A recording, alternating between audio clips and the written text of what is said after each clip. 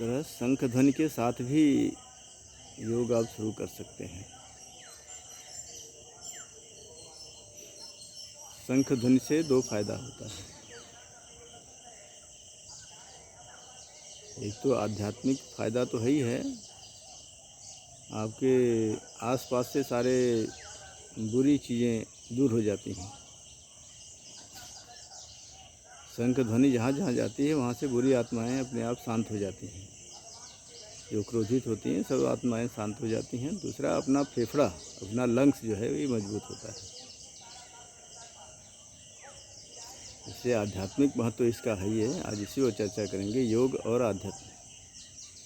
योग और अध्यात्म जो है दोनों एक दूसरे से जुड़े हुए हैं। Yoga and adhyatma are linked with each other. Yoga को अध्यात्म से अलग नहीं किया जा सकता,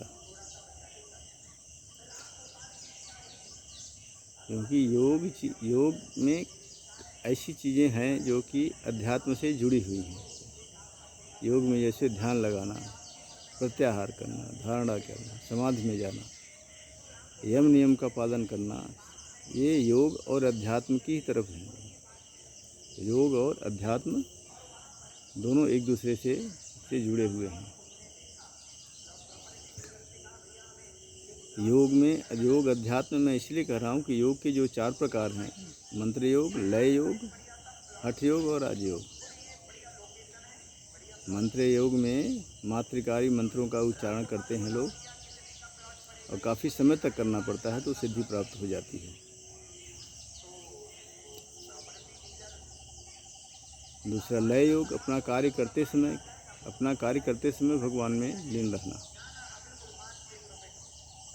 इसमें एक ध्यान लग जाता है कि आपका काम भी हो रहा है। देखिए, 2 शक्तियाँ काम करती हैं, एक आध्यात्मिक शक्ति काम करती है, एक आपकी शारीरिक शक्ति काम करती है, जिसको फिजिकल वर्क कहते हैं। आप अपना कार्य भी कर रहे हैं, आपका ध्यान भी भगवान में लगा हुआ है। भगवान का नाम भी ले रहे हैं, ओम जाप कर रहे हैं। कोई अपने इष्ट देव का नाम लेता है, कोई भगवान राम का लेता है, कोई कृष्ण का लेता है, कोई ब्रह्मा विष्णु का लेता है, कोई भगवान शंकर का नाम लेता है।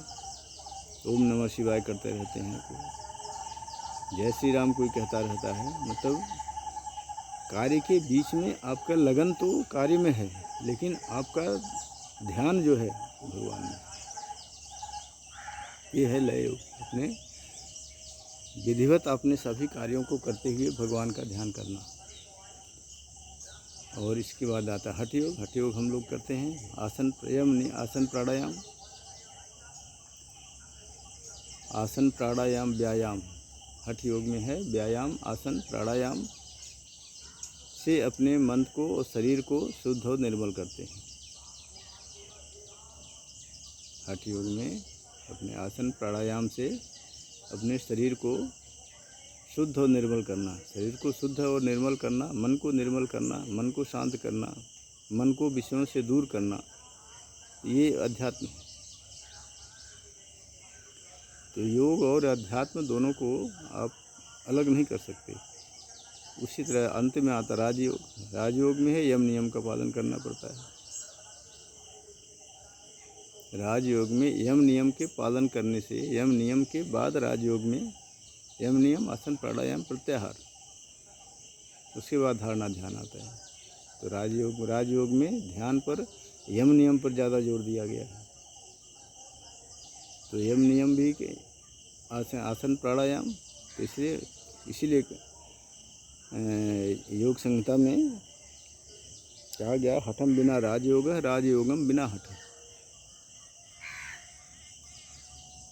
न सिद्ध्यति ततो निगम युग्म निष्पत्ते समभिषेध। मतलब राजयोग के बिना हठ योग, हठ योग के बिना राजयोग दोनों सिद्ध नहीं हो सकते। इसे दोनों राजयोग हठ योग दोनों एक दूसरे से मिले हुए हैं। उसी तरह से योग और अध्यात्म,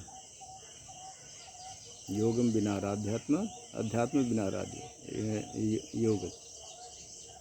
योग कर्म आपका अध्यात्म के बिना नहीं हो सकता, किसी धर्म का हो।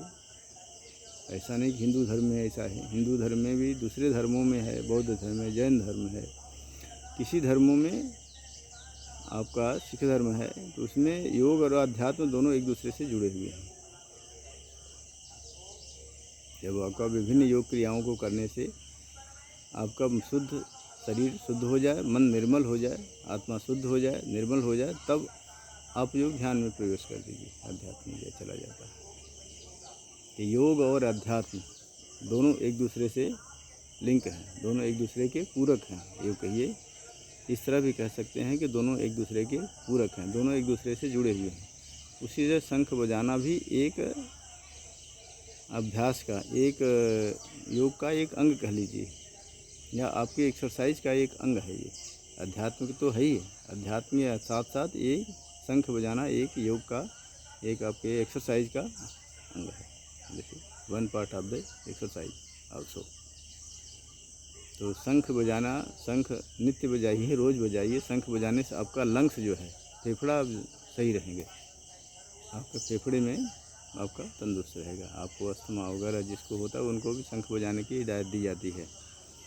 जिनको सांस वगैरह की प्रॉब्लम है, फेफड़ा जिसका कमज़ोर है, उन्हीं को अस्थमा वगैरह होता है, सांस लेने में दिक्कत होती है। तो शंख बजाने से आपका फेफड़ा जब मजबूत होगा तो आपकी सारी ये बीमारियाँ दूर हो जाएंगी। तो इसमें योग और अध्यात्म को दोनों लेके चलिए। योग और अध्यात्म एक दूसरे से जुड़े हुए हैं, योग अध्यात्म को अलग नहीं किया जा सकता। तो इस वीडियो में इतना ही योग और अध्यात्म के बारे में चर्चा किया है। योग और अध्यात्म को एक दूसरे से दूर नहीं किया जा सकता। तो आप यम नियम का कुछ पालन करिए, कुछ आसन प्राणायाम करिए। अगर यम नियम का पालन नहीं भी कर सकते हैं तो शौच शुद्धता का पालन करिए। कम से कम शौच से निवृत्त होकर के दूसरा स्नान, बाह्य शौच करिए। स्नान वगैरह करके तब आप योग आसन पर बैठिए, योग प्राणायाम पर करिए, योग करिए, व्यायाम करिए। पसीना आता है कोई बात नहीं, पसीना अगर आता है तो दोबारा स्नान कर लीजिए। ज़्यादा पसीना आता है कोई दिक्कत नहीं, आधे घंटे रुक करके, 15-20 मिनट रुक करके योग व्यायाम प्राणायाम के बाद अगर पसीना ज़्यादा आता है तो 15-20 मिनट, आधे घंटे रुक करके आप स्नान कर लीजिए, कोई दिक्कत नहीं है। सब पसीना आपका दूर हो जाएगा। पसीने से मत घबराइए। जिस तरह से तपः द्वंद्व सहनम है, जिस तरह से आपको कष्टों को सह करके आप तप करना पड़ता है, कष्टों से मत घबराइए। उसी तरह से पसीने से मत घबराइए। पसीना तो आता रहेगा, पसीना आप नहा लेंगे अभी पसीना आ जाएगा, गर्मी आ जाएगी, इतना मौसम में गर्मी, तब भी पसीना आ जाएगा, उसे क्या करेंगे। तो पसीने से आने दीजिए, लेकिन आप शुद्ध होकर के योग करिए। शुद्ध होकर के योग करने से आपको फ़ायदा होता है। सभी रंध्र आपके खुलते हैं, सभी रंध्र जो है ना, सभी खुल जाते हैं शरीर में। ऐसा नहीं कि नाक कान आँख ही हमारे सुराख हैं, रंध्रों के जरिए भी आपके सुराख हैं शरीर में। रंध्रों के जरिए, सूक्ष्म रंध्रों के जरिए भी ऑक्सीजन अंदर जाती है। सारे रक्त खुले रहते हैं। सारा शरीर के जो गंदगी से, शरीर का जो विभिन्न अवयव हैं जो शरीर को नुकसान करते हैं, तो ये सारे शरीर के पसीने के रूप में बाहर निकलते हैं। इतना रंध्र बंद रहेगा तो आप नहीं निकलेंगे। इसलिए पसीना आना भी अच्छा, स्वास्थ्य के लिए अच्छा है। तो आपके स्नान करके आप करेंगे तो आपके रंध्र सारे खुले रहेंगे। आपका व्यायाम करेंगे, एक्सरसाइज करेंगे, सारे पसीना होगा, पसीने के साथ आपके सारा बीमारी जो है, सारे जो है अम्ल तत्व, सारे जो विजातीय तत्व हैं जो शरीर को जो भी अवांछनीय हैं, वो तत्व सब बाहर निकलते रहेंगे। तो इस तरह से योग और अध्यात्म दोनों एक दूसरे से जुड़े हुए हैं, एक दूसरे के, यूँ कहिए, एक दूसरे के पूरक हैं। आज इस चर्चा में मैं इतना ही। इसमें प्रश्न पूरा कर सकते हैं आप लोग।